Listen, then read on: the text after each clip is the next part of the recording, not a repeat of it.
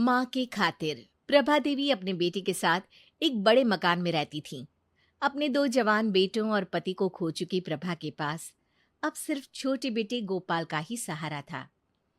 Gopal office से आते ही माँ के पास बैठ जाता। माँ, दिन में क्या खाया? बेटा, पराठा सब्जी खाई थी, माँ ने बताया। दूध पिया था? गोपाल ने पूछा। अब भूल गई थी बेटा। माँ, ये बहुत गलत बात है। तुम्हारी सेहत गिर रही है और तुम दूध भी नहीं पीती हो, गोपाल नाराजगी व्यक्त करता। अरे, खाने के बाद नींद लग गई थी तो नहीं पी पाई, माँ ने जवाब दिया। अच्छा, अब रात को पी लेना, गोपाल ने कहा। अब उसकी तो मैंने खीर बना दी। तुम्हें खीर बहुत अच्छी लगती है ना?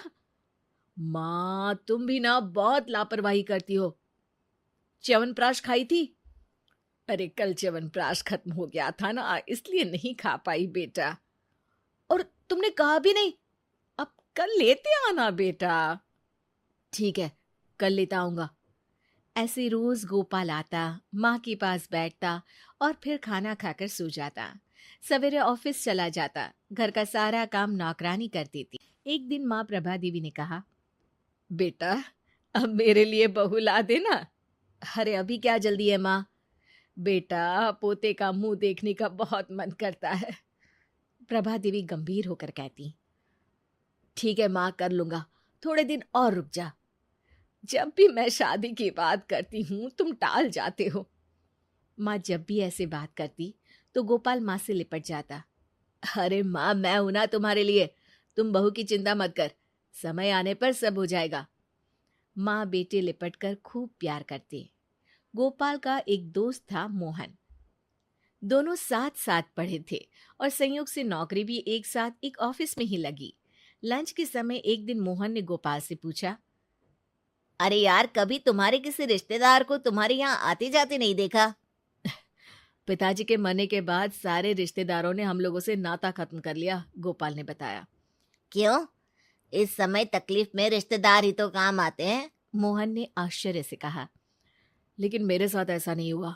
यहाँ तक कि चाचा, जिन्हें पिताजी ने पढ़ाया लिखाया था, उन्होंने भी नाता तोड़ दिया। गोपाल थोड़ा गंभीर हो गया। चाचा जी को तो ऐसा नहीं करना चाहिए था, मोहन ने कहा। अरे चाचा को छोड़ो, बुआ ने भी आना जाना छोड़ दिया। सबको लगता था कि हम लोग उन पर बोझ बन जाएंगे। अब भी नहीं आते जाते क्या? मेरे बड़े होने और नौकरी लग जाने के बाद सभी ने रिश्ता फिर से बनाने की कोशिश की, लेकिन माँ ने मना कर दिया। जब मुसीबत में साथ नहीं थे तो अब क्या रिश्ता रखना, सही किया माँ ने। कुछ दिन बाद गोपाल ने मोहन से कहा, यार मोहन, तुम अकेले रहते हो एक कमरे में, हमारे यहाँ क्यों नहीं आ जाते, दोनों साथ रहेंगे। मोहन की बहुत ना नुकुर करने के बाद गोपाल ने मोहन को अपने घर में रहने के लिए राजी कर लिया और अब मोहन और गोपाल एक साथ रहने लगे। गोपाल की माँ को भी अच्छा लगने लगा। 3-4 महीने बाद एक दिन गोपाल ने माँ से कहा, माँ, मेरा 9 महीने के लिए चेन्नई ट्रांसफर हो गया है। अरे बेटा, तुम्हारे बिना मैं कैसे रह पाऊंगी? माँ, मोहन है और नौकरानी भी तो है, तुम्हें कोई तकलीफ नहीं होगी, फिर 10 महीने की ही तो बात है। बेटा, ट्रांसफर रुक नहीं सकता क्या? माँ ने रोते हुए पूछा। नहीं माँ जी, वहां गोपाल के अलावा कोई नहीं जा सकता, क्योंकि वो काम सिर्फ गोपाल ही कर सकता है, मोहन ने माँ को बताया। ये सुनकर माँ रोने लगी थी। फिर एक दिन गोपाल चेन्नई चला गया। मोहन माँ का बहुत ख्याल रखता। नौकरानी दोनों समय आकर खाना बना दिया करती थी और मोहन माँ की हर जरूरत का ध्यान रखता। 1 महीना हो गया, गोपाल की कोई खबर नहीं आई तो माँ ने कहा, मोहन बेटे, गोपाल से बात तो करा दे। जी माँ जी। मोहन ने माँ को फोन दे दिया। कैसे हो बेटा? मैं बिल्कुल ठीक हूँ माँ, तुम चिंता मत करो। हर महीने माँ गोपाल से बात करती और गोपाल हर बार यही कहता, अब बस माँ 3 महीने और रुकना पड़ेगा, कुछ काम बाकी है ना। अरे जल्दी आना बेटा, तुझे देखे बहुत दिन हो गए। अरे चिंता मत कर माँ, मोहन है तो। हाँ, मोहन तो मेरा बहुत ध्यान रखता है। इसी बीच 4-5 दिनों के लिए मोहन भी चेन्नई गया था और लौट कर आया तो माँ को यही बताया था कि गोपाल बिल्कुल ठीक है, चिंता की कोई बात नहीं है। मोहन हमेशा माँ से गोपाल की बात कराता रहता, लेकिन आया नहीं। एक बार माँ बहुत बीमार पड़ी, फिर भी गोपाल नहीं आया। माँ की हालत खराब होती जा रही थी। आस पड़ोस के लोग तरह तरह की बातें करते। और ऐसा बेटा भी क्या जो माँ की बीमारी में भी नहीं आए? चेन्नई बहुत दूर है, आने में समय लगता है। फिर सरकारी नौकरी में छुट्टी इतनी जल्दी कहाँ मिलती है? कुछ दिन बीते, माँ की हालत बहुत खराब हो गई और फिर वो मर जाती है।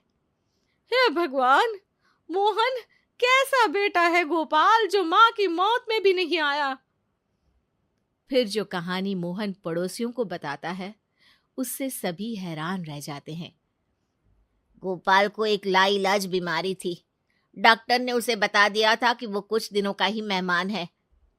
लेकिन माँ अपने 2 बेटों को खो चुकी थी, पति भी नहीं थे। अगर गोपाल की ये खबर लगती तो वो जितना जीना था वो भी नहीं जी पाती।